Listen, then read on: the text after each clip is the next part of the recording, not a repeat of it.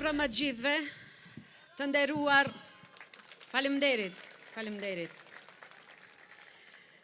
Të nderuar lider të Vlenit, të nderuar mysafir që sonte na keni nderuar me prezencën tuaj, kolege deputete, i nderuar shefi shtabit lokal, shefi shtabit qendror, të nderuar funksionar, i nderuar kandidat për kryetar, i nderuar bashkim, së bashku me ekipin tënd, të cilët këta ditë na keni dhënë shpresë, na keni dhënë entuziazëm dhe na keni dhënë edhe më tepër vullnet që ne të punojmë dhe me 19 tetor të dalim me një rezultat fitues. Të nderuar të pranishëm, sonte në këtë shesh të mbushur plot energji, shpresë e dinjitet, ne nuk jemi thjesht këtu sonte për të përmbyllur një fushat politike. Ne këtu jemi për të hapur një faqe të re për Gostivarin. Për 8 vite me radh, ky pushtet lokal e ka kthyer Gostivarin në shembull të ngecjes, të dështimit dhe të padrejtësisë. Në vend të zhvillimit, kemi parë beton, kemi parë kaos e keq përdorim.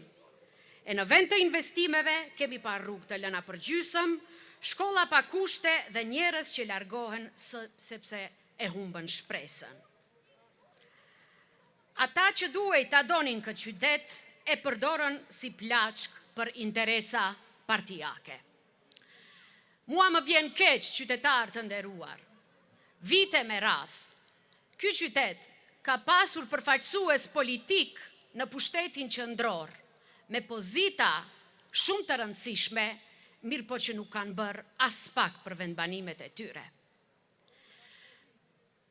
Jo më larg, kemi ish kryeministrin teknik, i cili 2 mandate deputet, 1 mandat ministër i mbrojtjes, 2 mandate ka qenë kryetari kuvend dhe nuk ka bërë asnjë investim në vendbanimin e tij.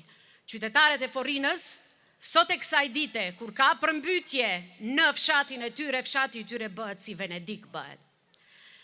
Nuk ka vendosur asnjë tull dhe asnjë cop asfalti në vendbanimin e tij.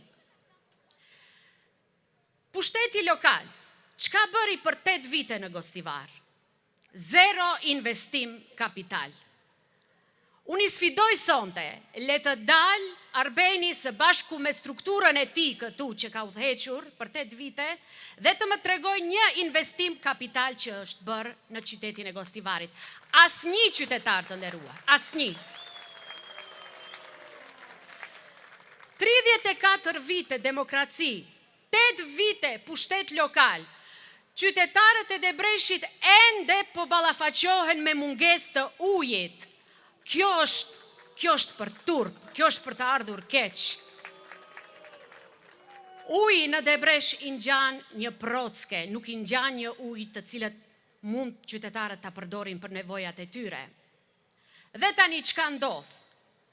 Tani dalin dhe po i promovojnë projektet tona që ne i kemi sjell për Gostivarin për 15 muaj qeverisje.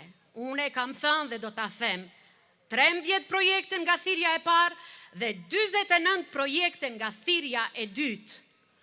Nuk mund të dalë askush dhe t'i marrë meritat e këtyre projekteve, sepse këto i kemi bërë krye kaput për qytetarin ton.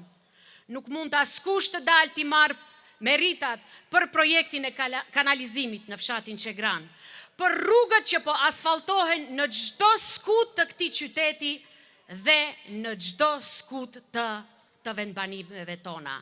Këta projekte mbajnë vulën e qeverisë Vlen dhe këto projekte në të ardhmen do të vazhdojnë. Këto investime në të ardhmen do të vazhdojnë për qytetarët tonë.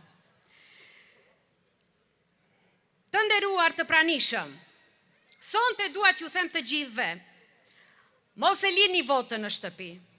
Mos e lini të ardhmen tuaj në duart e atyre që e kanë harruar. Të dielën, dilni masivisht dhe votoni për dinjitetin tuaj, për të ardhmen e fëmijëve tuaj, për një Gostivar që i përket popullit e jo klaneve.